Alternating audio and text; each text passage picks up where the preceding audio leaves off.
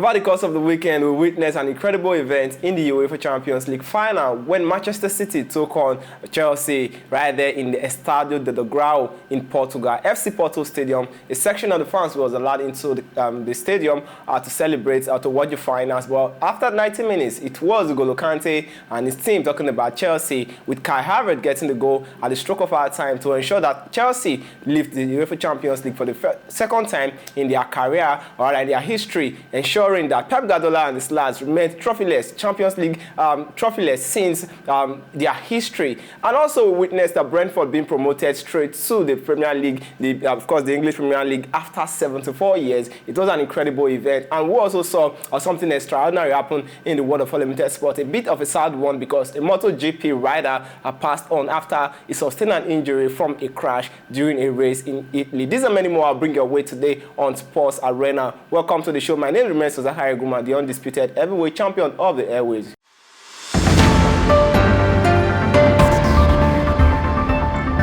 Cesar Azpilicueta, the captain for Chelsea on the 9th in the UEFA Champions League final, got to lift the Champions League for the second time in his career. He was there in 2013 when, of course, Chelsea won it for the first time in their entire career. Of course, the likes of Didier Drogba and a couple of other lads were in the team then. Frank Lampard, John Terry, and other guys were in the team back then, and they won the Champions League together. But last night, or rather over the weekend, on Saturday night to be precise, we saw a repeat of the same thing happening against Chelsea. Well, against the Manchester City, I beg your pardon. Well, it was not without some drama, because after the event, after the whole match, we saw the UEFA coming out with a list of players that made the top 11 for UEFA during the course of the season in the Champions League. And guess what? The much talked about N'Golo Kante was nowhere to be found in the list. Let's quickly update you with some of the players that made the list for, of course, the UEFA 11 after the final. Both finalists, of course, had most of the players in the top 11, with Chelsea having Eduardo Mendy, of course, Cesar Azpilicueta, Antonio Rudiger,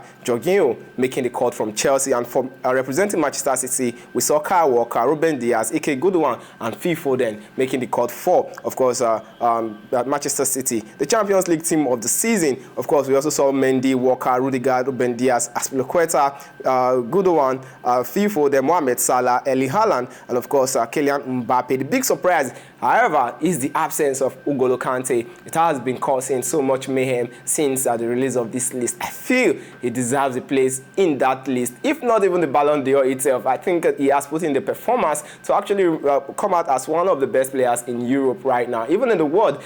Statistically, I'm sure that he has a very, very few contender in terms of performances, consistent performance for his club and his country, France. Don't forget that he was, of course, with his French team, the French squad that won the World Cup, and also was with the Leicester City team that won the Premier League for the first time in 2015. We're still talking football from Europe. Of course, our next sport, of course, is England, where, of course, we saw a Division 2 side or a Championship team, talking about Brentford, making it to the Premier League for the first time in over 74 years. It was a record-breaking for them. After 74 years and 9 unsuccessful attempts, Brentford got promoted to the Premier League after a 2-0 victory over Swansea City. 10-men Swansea City at the Wembley Stadium on Saturday. Having not played in the top flight since May 1974, the Bees, as they are nicknamed, broke their playoff course as goals from Ivan Toney and Emiliano Marconde took the Bees to the promised land, that is the English Premier League, during the course of the weekend. We also saw that the goals from the first half goals, 2 first half goals, beautifully taken, ensured that, of course, Brentford got promoted to the Premier League for the first time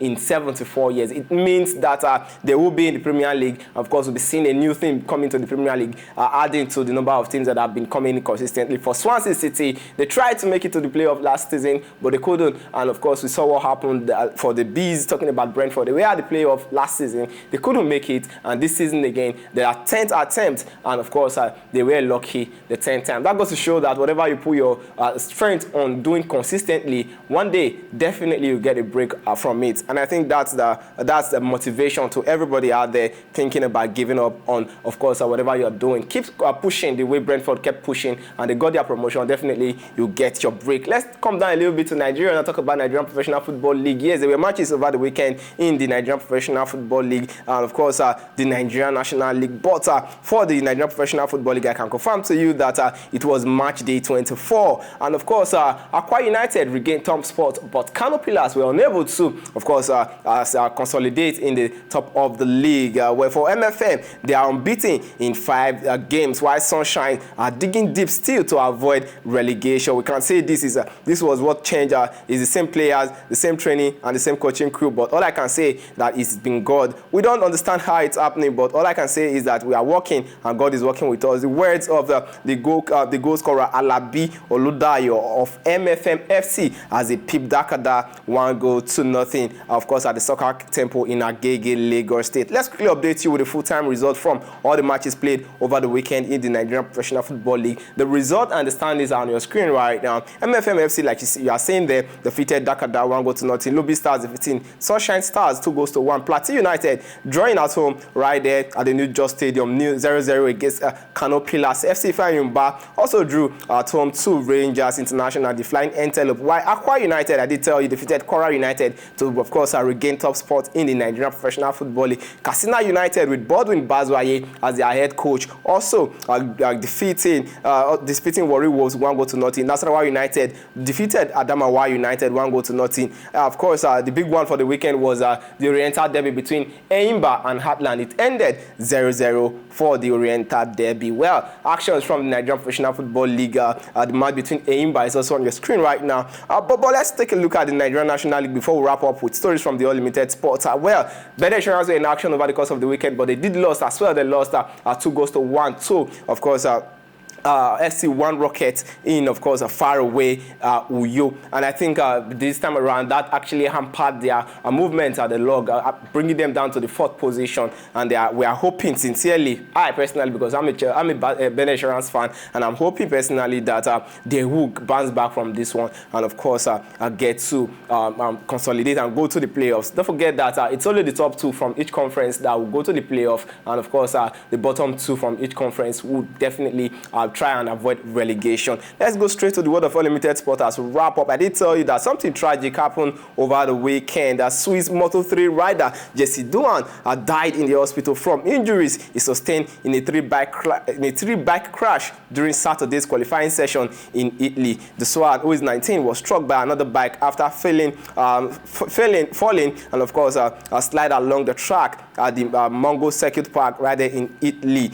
He was flown to a Florence hospital, but on arrival, he was pronounced dead. The world of MotoGP has been mourning, and a whole lot of persons have been sending tribute and of course, sending tribute to the family. I sincerely hope and pray that God will grant the family the fortitude to bear the loss. Let's go straight to the NBA as we wrap up, because we know the playoff season is upon us. The regular season is done and dusted. For LA Lakers, my team, I was hoping that they would be able to extend their lead in the series to a 3-1, but well, the Phoenix Suns just have another thing, and of course, they read the script. They didn't read the script, and they came back firing in that particular one, and of course, ensure that they draw level with a 2-2 in the playoff conference for the Southern Conference. Phoenix Suns tied their NBA playoff series against the Los Angeles Lakers with a 100-92 victory. The Western Conference series is poised at 2-2, and of course we are expecting game 2, of course game 4, I beg your pardon, much later during the week. An injury to forward Anthony Davis late in the second quarter hampered Lakers' early progress, and the visitors took control in the second half. Davis, who scored 34 points in each of the 2 previous games in the series, was ruled out for the game after hurting his groin. Well, the Suns had led 4 points at halfway past in that encounter, but stretched their lead to 16 points by the third quarter, and later rally from the host. A late rally from the host, led by top scorer, talking about LeBron James, was not enough. Of course, it means that 6 different players have scored double figures for the Suns this season. Well, earlier we also saw Atlanta Hawks beating New York Knicks 113-94 to ensure that Atlanta Hawks extend their lead in that particular conference to a 3-1, and of course are one game away from the conference semi-finals. Trae Young, who scored 21 points and added 14 assists in the previous games, stirred again yesterday, or rather stirred again in that particular encounter and got 24 points. After a tight first half, the damage was done, and the third period when the Hawks have scored the Knicks by 13 points. Guys, it's been a wonderful time on Sports Arena. I hope you enjoyed the show today. Do well to subscribe, like, and of course turn on post notification so that you can get updated with whatever we post on our channels. From my end, it's another day, it's another time. Stay jiggy, stay ahead of your game. Bye for now.